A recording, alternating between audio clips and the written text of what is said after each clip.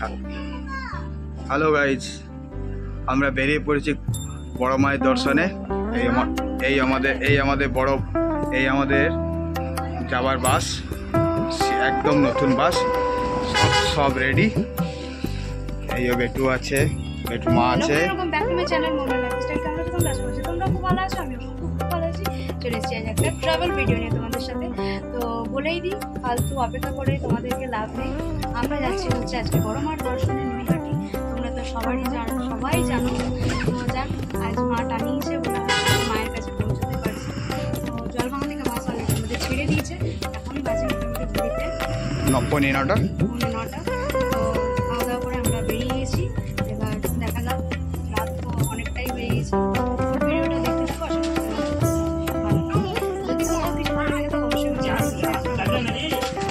সবাই একটা কমেন্ট করে দিও, আর কমেন্টে জয় বড় মা লিখতে। চলো, বাসটা দেখাই। চলে এসেছি বড় মার মন্দিরে, খুব কাছাকাছি চলে এসেছি। এখানে ডালা কিনে নিয়েছি 101 টাকার। তো গঙ্গার ঘাটেও আমরা স্নান করে নিয়েছি। গঙ্গার ঘাটটা তোমাদের সাথে দেখানো হলো না। তো চলো এবার আমরা লাইন দাঁড়াই। তো বড় মায়ের কৃপায় কিন্তু খুব সুন্দর ওয়েদার, ভাবতে পারিনি এতটা সুন্দর ওয়েদার হবে। সুন্দরভাবে রেডি হয়ে গেছি। চলো দেখতে থাকো ফুল ভিডিওটা।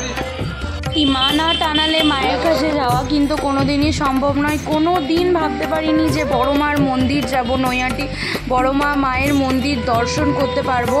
কারণ আমাদের মতন মানুষের কোথাও ঘুরতে যাব ভাবাটা কিন্তু মানে সম্ভব হয়ে ওঠে না। যাব বললেই কিন্তু যাওয়া যায় না। তো যাই হোক, মা আমাদেরকে টানিয়েছে এবং মায়ের দর্শন মানে মায়ের ডাকে আমরা পৌঁছে গেছি আজকে বড় মার দর্শনে।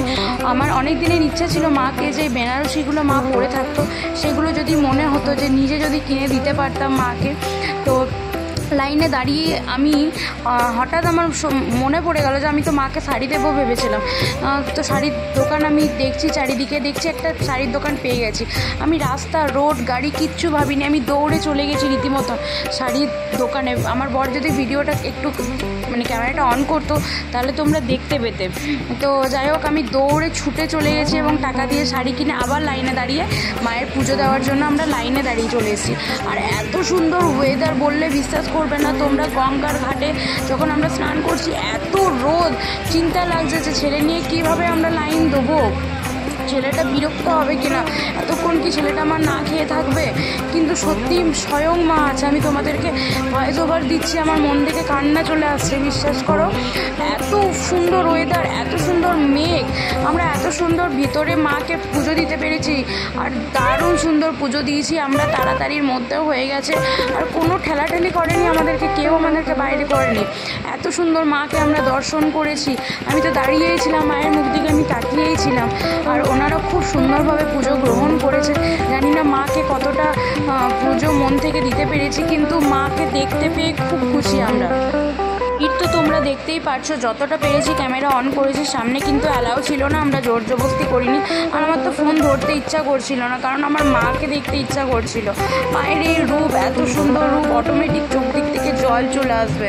যত দুঃখ সব এই মাকে দেখে যেন কোথায় পালিয়ে যায়।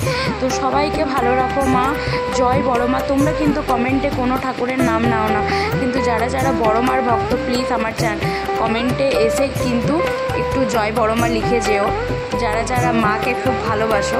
আমি জোর করছি না, কিন্তু দেখতে পাচ্ছ এখানে আমি মায়ের সাথে একটু সেলফি নিয়ে নিয়েছি। তো জানি না ভেতর থেকে একটা কীরকম হয়ে যাচ্ছি আমি।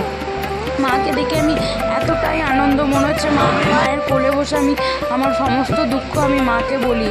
তো দেখতেই পাচ্ছ ফাইনালি কিন্তু আমাদের পুজো দেওয়া কমপ্লিট হয়ে গেছে। আর আমার এই ভিডিওতে এই কথাটা বলবো না সেটা তো হয় না, ধর্ম হোক যার যার, বড় মা সবার, সত্যি বড় মা সবার। মন থেকে ডাকলে মাকে সত্যি পাওয়া যায়, এটা কিন্তু একদম সত্যি বিশ্বাসযোগ্য।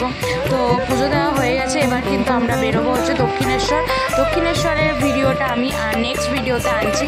আজকে বড় মার নৈহাটির ভিডিওটাই আমি তোমাদেরকে শেয়ার করলাম। ভিডিওটা যদি ভালো লেগে থাকে অবশ্যই আমার চ্যানেলটি সাবস্ক্রাইব করে আমার পাশে থাকার অনুরোধ রইল। সবাইকে কমেন্টে জয় বড় মা লিখতে ভুলো না, আর একটা শেয়ার করে দিও, লাইক করে দিও।